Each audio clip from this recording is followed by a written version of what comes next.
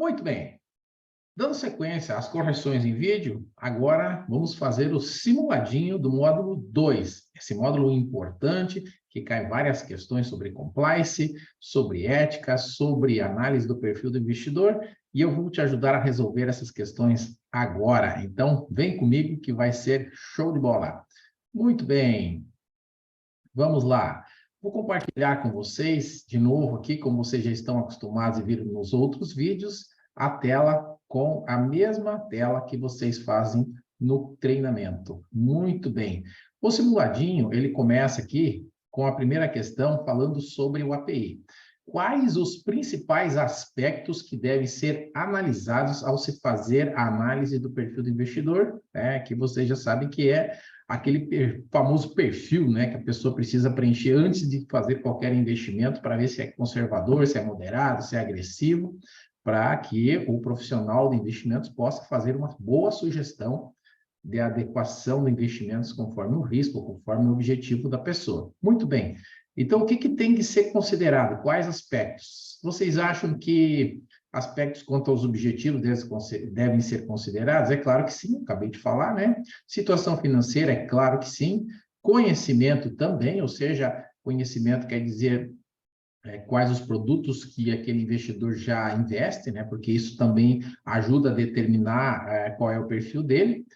E, por último, aspectos quanto ao período que será mantido, as preferências declaradas de risco e as finalidades de investir somente, né? Olha só, isso aqui faz parte do API no pilar dos objetivos, porque cada uma desses três pilares, eles têm algumas perguntas que são feitas para o investidor. Geralmente são 3 ou 4 de cada pilar, então dá umas 9 ou 10 questões, né?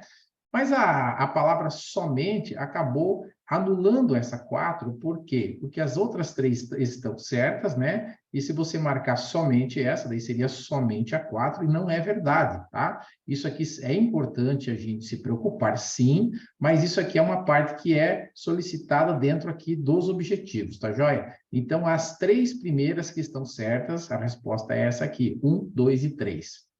Quanto ao KYC, que é um outro instrumento, na verdade, de proteção à lavagem de dinheiro, de identificação dos investidores, dos clientes dos bancos, e é obrigatório, a confecção desse KYC, que é o Conheça Seu Cliente, ele está dentro, das regras do Código de Distribuição dos Produtos de Investimento e quais as informações mínimas que esse KYC deve conter, certo? Então, o código diz isso. Coloquei 5 observações aqui. Vamos ler uma por uma e ver quais estão corretas e quais não estão. Primeiro, deve conter a informação de qual o procedimento que deve ser adotado pela instituição financeira para aceitação de investidores, Isso é verdade, certo? Porque se vem um investidor para abrir uma conta na tua cooperativa ou no teu banco, e ele, por exemplo, fica na entrevista, na conversa, na visita, fica meio que subentendido que a origem do dinheiro dele é duvidosa, ou seja, existem suspeitas. Então, você não deve fazer negócios com este investidor. Então, a instituição deve deixar claro qual é o procedimento adotado para aceitar ou não novos investidores, novos clientes. Então, a primeira está certa. Segunda, deve conter a indicação de casos em que serão realizadas visitas aos investidores em suas casas ou trabalho. Também é verdade, porque às vezes, em especial, não é só visitar o cliente para trazer novos investimentos, mas também visitá-lo quando da abertura da conta, quando do interesse nele em trazer mais investimentos, para justamente aprofundar um pouco mais esse conhecimento, entender o que ele faz, onde ele mora, no que ele trabalha, de onde vem o dinheiro dele, certo? Então, essa é também uma informação obrigatória. Terceiro ponto, deve conter sobre o KYC, no código de distribuição, procedimentos de atualização cadastral e indicação do sistema utilizado para controle das movimentações. Então, isso aqui também está correto.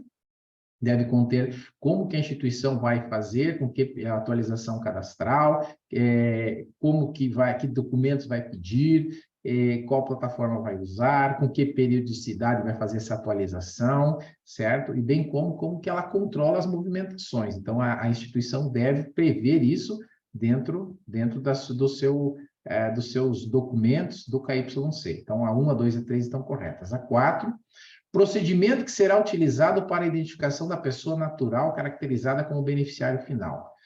O beneficiário final são pessoas naturais que são responsáveis ou estão por trás das empresas, de determinadas empresas ou de várias empresas. Então, beneficiário final, eles recebem transferências de recursos, recebem depósitos e eles precisam ser identificados, ou seja, preciso, na hora de fazer essa transferência, no mínimo saber o nome, o CPF, o endereço da pessoa que vai receber o dinheiro. Quando existe a tentativa de burla ou de lavagem de dinheiro, geralmente essa questão ela é omitida ou não é revelada ou há uma dificultação para que esse nome apareça, tá? Então, esse é um procedimento que a instituição tem que deixar bem claro quanto ao KYC, então está certo. E a número 5, procedimentos, né? Deve conter, né, procedimentos adotados para veto nos relacionamentos em razão dos riscos envolvidos, também está certo, porque a instituição pode dizer não, como eu disse aqui na número 1, a instituição pode negar a abertura de uma conta ou até a entrada de recursos se houver, de repente, a desconfiança de que a origem seja suspeita. Então, número 1, 2, 3, 4 e 5 estão corretas na número 2. Questão número 3. De acordo com o Código ANBIMA de Regulação e Melhores Práticas para a Distribuição de Produtos de Investimentos, quanto à segurança e sigilo das informações, conforme artigo 11, seção 2, as instituições associadas devem estabelecer mecanismos para... Eu coloquei algumas questões, várias questões sobre o código, porque tem caído bastante. São questões, às vezes, de interpretação mais demorada e um pouco difícil. Fiquem tranquilos com relação, quando eles falam, com relação a artigos, seção, isso aqui geralmente está correto, né? É uma questão apenas pro forma de colocar aqui. O que você tem que, eventualmente, realmente analisar são as alternativas.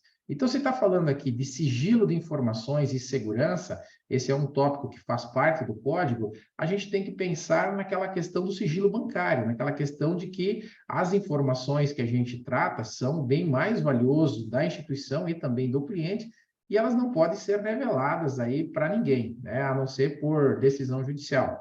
Então, essas instituições, elas devem adotar mecanismos justamente para a proteção, né, dessas informações dos seus associados, dos seus clientes. Então, número 1, propiciar o controle de informações confidenciais, reservadas ou privilegiadas a que tenham acesso os seus sócios, diretores, administradores, profissionais e terceiros contratados, né? E isso é verdade, certo? Então, a instituição tem que preservar as informações confidenciais, né, aquelas que não podem vazar, que todos têm acesso. Inclusive, olha só, isso aqui caiu numa das últimas provas, terceiros contratados, porque às vezes a gente se preocupa ou pensa que só os funcionários, diretores, o pessoal do administrativo, gerencial, que tem acesso à informação privilegiada, mas às vezes tem algum terceiro circulando, fazendo algum serviço, contratando, e ele vê, ele escuta alguma coisa e ele pode estar levando. Então, há que se ter também uma preocupação de que essas informações confidenciais não vazem, não se tornem públicas, né, a partir da instituição. Isso é um cuidado que tem que ser tomado. Número 2, assegurar a existência de testes periódicos de segurança para os sistemas de informações, em especial os mantidos em meio eletrônico. Então, já foi criado agora a Lei Geral de Proteção de Dados, que ajuda nessa questão do controle da informação, mas não é só por isso, e sim para que haja também uma proteção contra o ataque de hackers, para que a instituição não seja vulnerável com relação ao vazamento de informações. Então, tem que fazer testes periódicos, isso tem que estar escrito em algum lugar de como a instituição trata os dados, como a instituição trata as informações. Então, a 1 e a 2 estão certas, e a 3, implantar e manter treinamento para os sócios, diretores, administradores e profissionais que tenham acesso à informação confidencial. porque isso é igual a 1, tá certo também, porque senão, às vezes, o colaborador novo ou até um diretor, ele passa a ter acesso a mais informações privilegiadas, reservadas ou confidenciais que ele não tinha antes. Então, ele precisa receber treinamento, sim, para que ele saiba tratar e lidar com aquela informação, senão ele também vai dar uma entrevista, talvez, num canal de televisão, ele precisa saber o que ele pode e o que ele não pode falar. Então, isso é feito no treinamento e cabe à instituição orientar os seus profissionais. Então, a resposta certa é 1, 2 e 3 corretas, tá bom? Número 4, front-running. Aí tem uma palavra em inglês, né? Na verdade, a tradução literal seria correr na frente. Ele corre na frente de alguém ou de alguma coisa, ou de uma operação. Só fazendo um parênteses aqui, tem muitas vezes que na prova da CPA 20 aparecem palavras em inglês ou siglas. Então, para facilitar, vai lá no começo do curso, do treinamento, ou na apostila, no final da apostila, eu coloquei uma lista de siglas e palavras em inglês para te ajudar. Dá uma olhada, pratica elas um pouco para que você possa se familiarizar com esses termos, né? Para que quando aparecem numa questão, para que você não fique na dúvida, né? Não é que muitas vezes a prova traz a tradução, né? Coloca lá a sigla e já do lado da tradução, mas às vezes não. E aí a gente se aperta. Vai lá que tem o quadro de siglas e palavras em inglês. Mas vamos à nossa resposta aqui. Front running então correr na frente, seria a tradução literal, né? Se te ajuda isso a lembrar, fica melhor. Número 1 é o ato de antecipar uma ordem objetivando obter lucro. O que é correr na frente, né? Na tradução literal? É o exemplo de um operador de mercado, por exemplo, de uma corretora, né? Uma pessoa de fora de uma empresa, não é ligada a uma empresa, é uma pessoa que trabalha numa corretora, ou numa casa de análise, que executa ordens para clientes. E vamos supor, por exemplo, que venha uma ordem de execução grande de um cliente grande, certo? E aquele operador olha para aquela ordem e fala assim, puxa, se eu executar essa ordem, por exemplo, de compra de uma determinada ação, o preço vai lá nas alturas, o preço vai subir. Sabendo dessa informação, ele executa a transação primeiro para ele, ou a faz em nome de um parente ou de uma outra pessoa, mas ele executa essa transação. Isso é ilegal, é uma transação de front-running. Ele está executando a ordem primeiro para ele, porque ele sabe que depois que ele fizer a transação grande do cliente, provavelmente as ações irão subir, então ele está se beneficiando. Tanto que existe uma regra da CVM que não permitem que analistas deem call de ações de empresas que eles possuem, por exemplo, certo? Para que não gere esse conflito de interesses. Então, a número 1 é certa, né? É o ato de antecipar uma ordem objetivando obter lucro. A número 2 é uma pessoa que trabalha em uma empresa e usa uma informação privilegiada para obter lucro em uma operação. Não, essa está errada porque a pessoa, quando ela está dentro da empresa, ou mesmo que não esteja dentro da empresa, mas ela usa uma informação privilegiada. O que é uma informação privilegiada? Que ainda não se tornou pública. Esse chama-se insider trading. Tá? É uma outra figura dentro do mercado financeiro. É uma atitude ilegal também. Eu deixei para vocês lá no material, expliquei no vídeo uns exemplos, né, de insider trading que ocorreram no Brasil. Inclusive, as pessoas foram presas, né? E o interesse também é obter lucro. Então, a número 2 está errada, a número 1 está certa, certo? Então, se a número 2 está errada, a gente já pode aqui praticamente deduzir que é essa daqui, né? Muito bem. Número 3, é um ato ilegal feito por um operador que toma conhecimento de uma grande operação feita por um cliente. A explicação que eu dei lá na primeira, né, vale aqui para 3, está certo também, né? É exatamente isso, né? É uma operação ilegal. E a número 4, o operador registra para si a ordem antes de fazer para o cliente, que quando executada vai impactar os preços, tá? Então, não vou ficar repetindo aqui, é exatamente a explicação que eu já dei para vocês. Então, estão certas as alternativas 1, 3 e 4.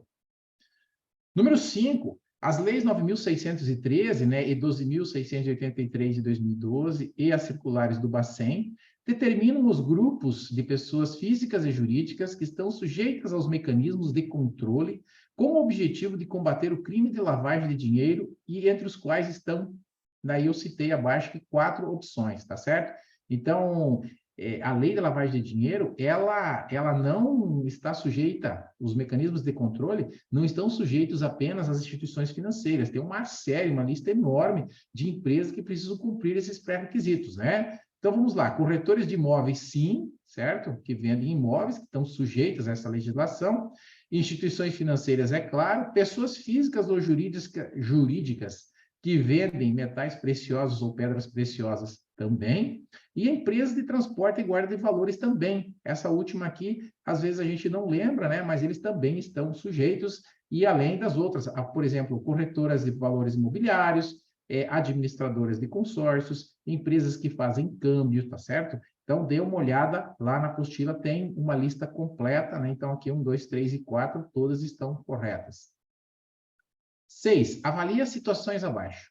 Proposta de início de relacionamento com clientes que são investidores qualificados, proposta de início de relacionamento com pessoas politicamente expostas, clientes com operações sem identificação de beneficiário final e clientes incluídos em lista de serviço de proteção ao crédito. Quais das situações acima devem ser consideradas pelas instituições financeiras como situações de atenção especial e podem representar indícios de lavagem de dinheiro, segundo os critérios da Circular 4001 de 2020 do Banco Central. Então, essa circular também é recente, é nova, onde temos lá a lista de possíveis indícios, no caso que as instituições devem prestar atenção, certo? Então, vamos lá. Número 1, proposta de início de relacionamento com um investidor qualificado, né? Você acha que isso aqui é um indício ou pode representar uma atenção especial? Não, na verdade, o fato dele ser investidor qualificado não o torna suspeito. O que é suspeito é se ele começar a fazer transações que estão inadequadas, ou seja, por exemplo, que ele faça transações que sejam incompatíveis com patrimônio e renda. Aí tudo bem, mas o fato dele ser qualificado não o torna suspeito. Proposta de início de relacionamento com pessoas politicamente expostas. Aí é diferente, por quê? Pessoas politicamente expostas já são marcadas como politicamente expostas justamente pela, vamos dizer assim, maior vulnerabilidade ou possibilidade de cometimento, talvez, de crimes relacionados à lavagem de dinheiro. Então, sim, número 2, pode ser considerado uma situação de atenção especial, então eu marco a número 2. A número 3, clientes com operações sem identificação de beneficiário final, certo? Então, como eu falei para vocês que as operações de transferência, muitas vezes, lá no módulo 1, quando eu corrigi o simuladinho, eu falei que devem conter a indicação do beneficiário final, é a pessoa que vai receber, que é ligada a uma empresa ou várias empresas, que vai receber a transferência, né? Tem que haver essa identificação. Onde não é possível obter a identificação do beneficiário final, e isso geralmente cai na prova, é indício de lavagem de dinheiro. É suspeito, no mínimo suspeito, tá certo? Porque o Banco Central exige que seja feita a identificação dessa pessoa que vai receber o recurso. Então, número 2 e 3 estão corretas, e a número 4 não, porque não tem nada a ver eu estar incluso numa lista de proteção de serviço ao crédito, né, e ser considerado suspeito para lavagem de dinheiro. Então, isso aqui não tem nada a ver, fora de cogitação, né? Eu estou lá no Serasa e aí ser considerado suspeito, nada a ver. 7. No Código ANBIMA de Melhores Práticas de Distribuição de Produtos de Investimento, as instituições participantes, né, as instituições financeiras associadas à ANBIMA, devem implementar e manter, em documento escrito, regras, procedimentos e controles que, tá? Então, sobre regras, procedimentos e controles. Isso aqui está ligado a compliance, está ligado a controles internos, então eles precisam ser efetivos e consistentes com a natureza, porte, estrutura e modelo de negócio das instituições participantes. Aliás, essa é a resposta certa, né? Mas as outras estão erradas por quê? Elas têm que indicar medidas necessárias para garantir a dependência à adequada autoridade dos responsáveis. É justamente o contrário, não é a dependência, é a independência. Setores de compliance e controles internos, auditoria, devem ser independentes, tá? Eles têm que ter, então, esse código, essas regras e procedimentos e controles devem indicar claramente a independência desses departamentos. Então, é o contrário. Então, esses 4 aqui, eles são informações que têm que ser mantidas pelas instituições, tá certo? Mas a um só está certa e as demais tem alguma coisa errada que, se inverter, já serve para você estudar o que é o correto. Então, aqui é independência. A outra, olha, descrevam os procedimentos para a coordenação das atividades relativas à função de auditoria e crédito. Não, eles descrevem os procedimentos para a coordenação das atividades de compliance e controle interno, não de auditoria de crédito. E impeçam, auditoria e crédito, e impeçam acesso a todos os profissionais de forma a garantir a segurança da organização. Não é impeçam, tem que dar acesso a estas regras a todos os profissionais. Isso consta em todos os documentos. Então, é o contrário, tá bom? E a número 8, o que é uma informação privilegiada e quem geralmente a utiliza? Lá, quando eu falei do front-running, eu já dei um spoiler sobre o que é informação privilegiada, né? Que é utilizada pelo insider trading, né? Aquela pessoa que trabalha na empresa ou está fora da empresa, mas que às vezes recebe a informação de alguém de dentro da empresa. Então, o que é uma informação privilegiada? É uma informação que ainda não é de domínio público. Então, por exemplo, ainda não saíram os resultados nos balanços da empresa. Geralmente, as SAs divulgam trimestralmente. Se não saiu, é informação privilegiada. Se você sabe, se a pessoa, o diretor sabe, não pode falar. Se ele usar isso ao seu favor, falar assim, ó, vai dar lucro, vou comprar ações. Não pode. Isso é informação privilegiada. Então, a primeira, informações que estão nos balanços auditados da empresa e são utilizadas por alguém de dentro da empresa, certo? Se as informações estão nos balanços auditados da empresa, já foram divulgadas, isso não é uma informação privilegiada, então eu não marco. Informações que estão nas demonstrações financeiras da empresa e são utilizadas por alguém de dentro da empresa. Também não, porque estão nas demonstrações financeiras, já foi. Informações ainda não divulgadas ao público, utilizadas por alguém de dentro ou de fora da empresa. Isso é a resposta certa, certo? Pode ser uma empresa. Se for de dentro da empresa, é um insider primário, a gente aprendeu isso, né? E se for alguém de fora da empresa, um insider secundário. É uma pessoa que, de repente, ouviu alguma coisa ou recebeu um repasse de informação de alguém lá de dentro da empresa, usou essa informação, benefício próprio para ganhar dinheiro, para gerar lucro e assim por diante. Geralmente, o uso da informação privilegiada, ele prejudica a empresa, né? Diferente do front-running, que nem sempre prejudica a empresa, né? E a última são informações ainda não divulgadas ao público, certo? Utilizada por alguém de dentro ou de fora da empresa, né? Desculpa, a correção certa é essa aqui, né? São informações ainda não divulgadas ao público, exatamente. Essa anterior diz assim, informações ainda divulgadas ao público, né? Se elas ainda já foram divulgadas, quer dizer que não tem problema. Desculpa, então, a resposta certa são informações que ainda não foram divulgadas ao público, utilizadas por alguém de dentro ou de fora da empresa, de acordo com a explicação que eu dei anteriormente. E aí você vai aqui, dá uma corrigidinha, né? Acertamos as 8 questões, acertamos 100%, aí você dá um corre aqui, né? Vamos dizer que eu tivesse errado alguma questão, a gente pode ver qual que errou, e aí você volta e refaz o teste quantas vezes você quiser, que essa é a ideia, inclusive, para que a gente possa acertar mais questões. Maravilha? Show de bola, galera! Agora, bora lá fazer os outros simulados. Tem uma bateria enorme de questões muito bacanas que eu deixei para vocês fazerem. Espero que gostem. Qualquer coisa, me chama no WhatsApp e vamos trocando ideias para você passar nessa prova da CPA 20.